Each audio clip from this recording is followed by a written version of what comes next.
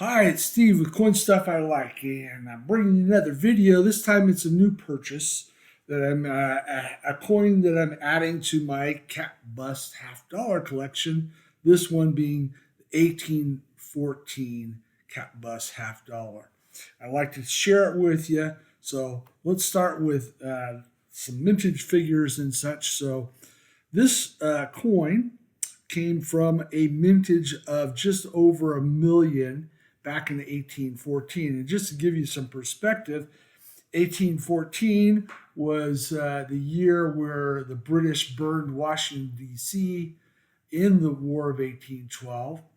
And that it also saw the end of the War of 1812 with the Treaty of Ghent, and it was the year in which Francis Scott Key wrote the Star Spangled Banner. So there's some historical perspective for you.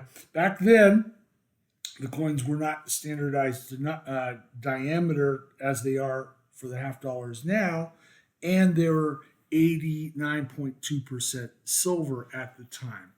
The survival of these, of the one over 1 million, only about 4,000 survive in all grades, and 250 of them are uncirculated in MS 60 or higher. That means the majority of the surviving coins saw circulation, like this one.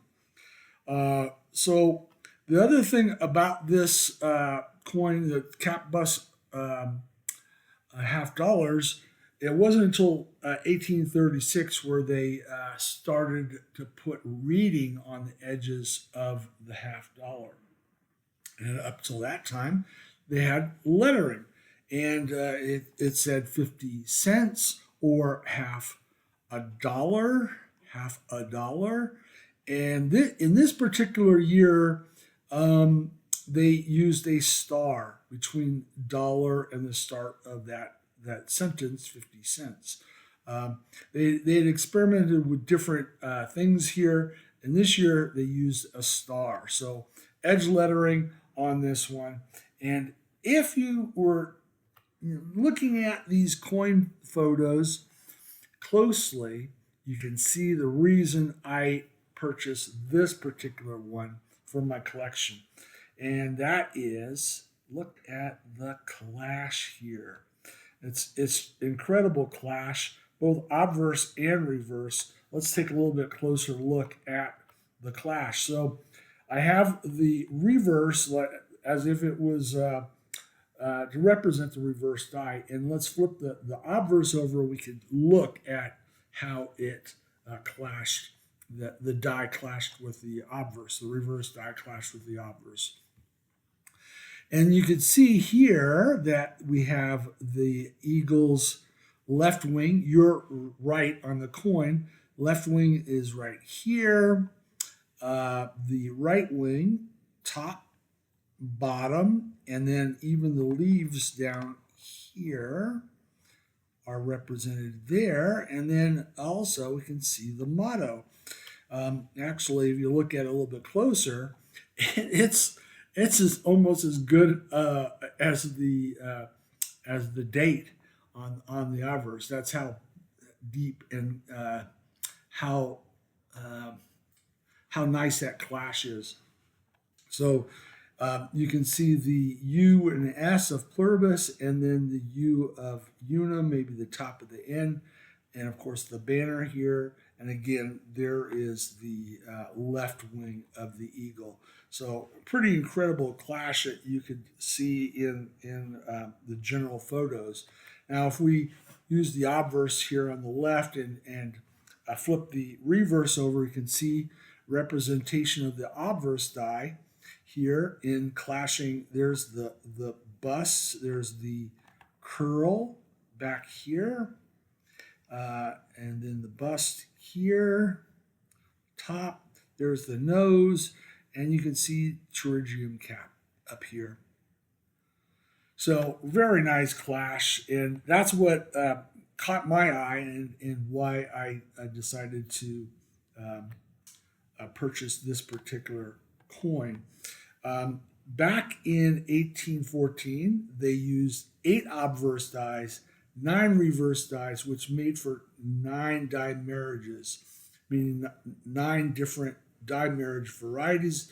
This one is the Overton 105. Overton is the one that is typically attached with all the die varieties for the Cat Bus $half series. So this is Overton 105, which you can identify by a broad 8 and a low 1 on the date, and the position of the I in pluribus relative to the T in states. It's over to the right, pretty well over to the right. So that's another marker. And then there is the clash of the shield from the reverse die onto the obverse of the coin.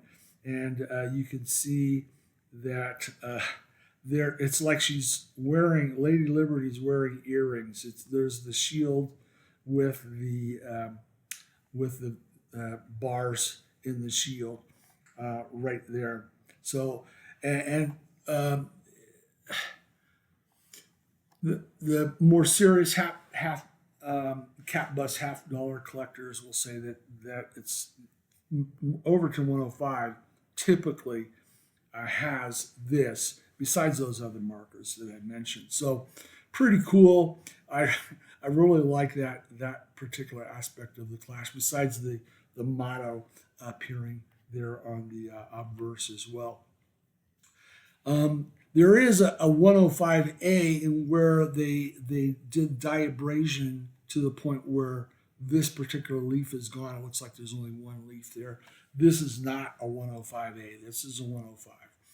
So if we look at some of the, do some maths, and we know there's 8 obverse dies, and that divides into a mintage of just over 1 million, comes out to about roughly, and it's going to vary from die to die, about 130,000 coins per obverse die. And we also know that if there's about 4,000 remaining and just over 1 million, there's just under 0.4% survival rate of these coins. So if you work on that, the maths come out to about 500 of this Overton 105 version of the 1814 Cat Bus $half remaining, about 500. So pretty cool coin, pretty cool history, pretty cool stats in terms of how many survive. I'm really happy to have it. It really attracted my eye. I mean, it's been used. It's a circulated coin. It was used in commerce, so it has history, untold history there. But when I saw the clash here, that forced me to pull the trigger on this one. So thank you for allowing me to share this with you. And remember, buy stuff you like, but be careful about what you buy. We'll catch you next time. Bye-bye.